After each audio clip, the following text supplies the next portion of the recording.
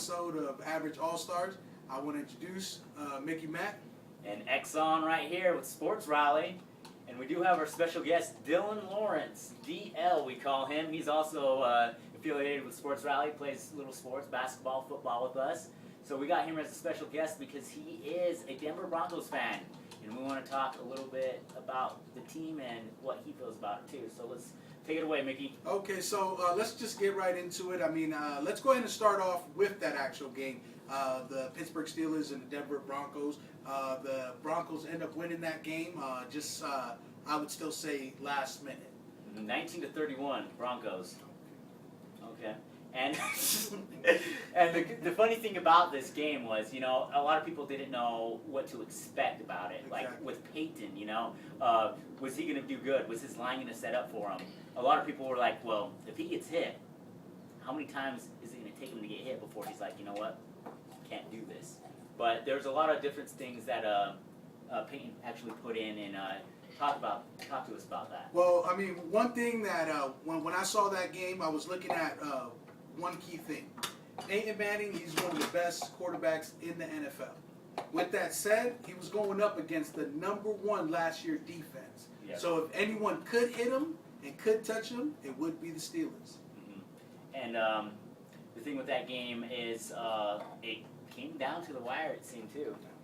That it did. How did you feel about that game? I mean, I thought it was a pretty awesome game. They played up pretty good. First time playing. It was pretty awesome. So you've been a Broncos fan for how long? For probably about 12, 13 years. 12, 13 years. So you grew up Unlike you watching. Cowboy fans, but Yeah. Hey, easy there, man. We can go far with this. But so yeah, so you grew up watching them, and you obviously love seeing them play. So with the choice of getting Peyton Manning, how do you feel about that? I mean, I feel pretty good about it. Like he played pretty awesome. Got all the yards he could, as much as he could. But even though he still has to show us what he has to do to become part of the team. So one game, and one game could be either that's what they're going to be, or it could be something different. You can't base everything off of that one game, and that's kind of what we were trying to tell in our last episode about it's just one game, so you never know. And our last episode was just really a description of what's to come with the Average All-Stars. So we were just trying to get more into the detail with these Monday night games and this Sunday night game right now. Exactly. So, exactly. I do want to go ahead and ask you personally, when Tebow was released last year, how did you feel? Because I know a lot of fans, they may mock Tebow now, but being that Tebow did take Denver quite a ways last year. and like how he's a good player and everything. He was really fun to watch. Like he was crazy with some of the things he did that like you wouldn't even expect a quarterback to do. Okay. So I mean, I'm more excited about Peyton Manning being our quarterback than Tim Tebow because I mean he's still a rookie and everything. Exactly. So. you know what's funny about the Tim Tebow thing? I just got to bring it up. Okay, so anybody that watches the NFL Network, do they know about it's a Football Life? I think that's what it's called, a Football Life. It's a series, and they do it with like a lot of like players historically, like Roger Staubach, Troy Aikman, people like that, like historical figures in football. And they did one on like Tom Landry, Tom Landry, exactly. our 29-year coach. Stuff like that, they build up to what they are. They're actually doing one on Tim Tebow. Now, But why? Why are they doing one on Tim Tebow? I personally say, Tim Tebow, he's a 2-minute quarterback. He's getting a Football Life, and he's playing what? He's playing second string this year. So let me ask you a question. It's not that I love Tony Romo, but we've never heard it's Romo time. But we heard it's Tebow time. And that's part of the reason why people picked him up. Teams picked him up. It's the fact that they built revenue. People wanted to do that just because of that. Oh, it's Tebow. Oh, we're going to sell out the stadium now. Exactly. Not because he's good. It's just because of what he does. Like I said, he's fun to watch to play. Exactly. Crazy, so. With personally, the way last year was going with Romo and 2 minutes to go. At that time, if you gave me Tebow, like I told you, anyone that puts that jersey on, whether it be Tebow or Romo, I would have still loved to watch Tebow go play the last 2 minutes. Yeah. With Tebow, I don't know. It seemed like what happened is his luck ran out last year. Because be honest. Can he throw the ball? I mean, if it's the 2-minute Tebow time, what is Tebow going to do? Is he going to rely on other people? No, he's going to rely on himself. So he's going to run the ball, and teams will understand what he's going to do because he does it all the time. Exactly, exactly. I mean, one thing I do want to leave off with Tebow is the fact that when I've seen him play, because he can run as a running back, he has a running back. And then let's say, for example, sometimes they have a fullback. With that said, that's a triple threat each and every time. If they learn how to use him, I think he's going to be really great where he's at.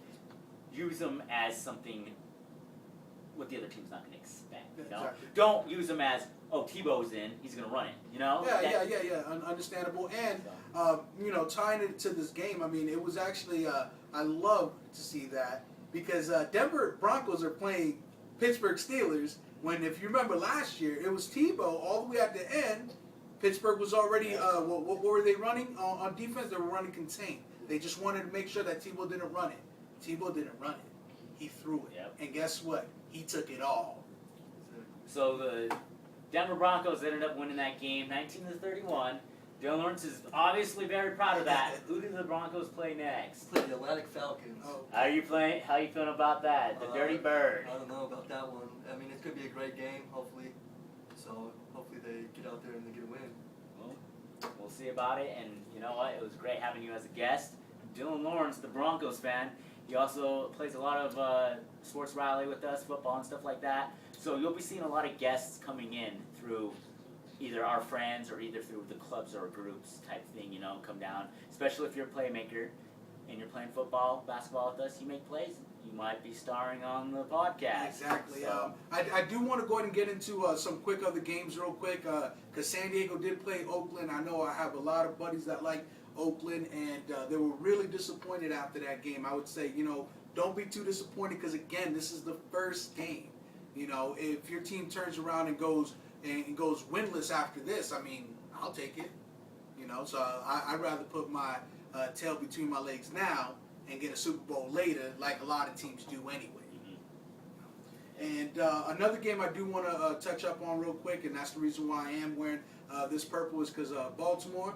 I mean, I'm not a Baltimore fan because, I'm straight Dallas, but Baltimore did put an ass whooping on Cincinnati, and Cincinnati's not a bad team, but it just shows you Baltimore, I believe they are the new Steel Curry.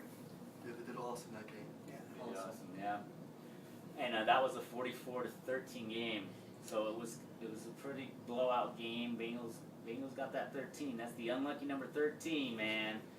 So exactly that. At least for that game, as all the games that I'm looking at, that game for Cincinnati Bengal fans, knowing that you're going to be playing the Ravens again, yeah, you might as well pack that shit up because I think it's done. So what do we expect for a good game for next week? For next week, for this Sunday coming up. I mean, we do play Seattle. I don't see that game giving us that much trouble. Yeah. As far as other games that I'm looking at, I'm not really seeing too many games other than the San Francisco and Detroit. Just because Detroit won, San Francisco won, someone's got to lose. I want it to be San Fran personally because I don't like San Francisco. But, I mean, San Fran can pull it all together. They could, and they're looking good out there, so you never know what to expect now. Exactly. Especially just being the second game in the actual season. Just want to go ahead and wrap this up real quick. Want to give out my shout outs to Steph Lopez for looking at the actual videos with us. Anybody that want to look at the videos with us, we'll post it. And you guys give shout outs too. Just like to let you guys know that it was great doing a podcast with you. You can find us you can find Sports Rally on Facebook, facebook.com/groups/Sports Rally.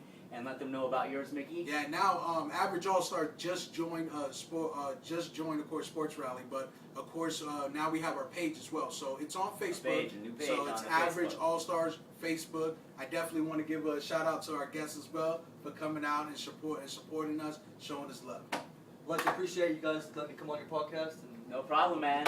Hopefully some good football games to come. Exactly. Whether it's physically on the field or just watching it on TV. So. Exactly. And we'll definitely do it again. I'll check you guys out later. Take care. Get 'em all, I'm all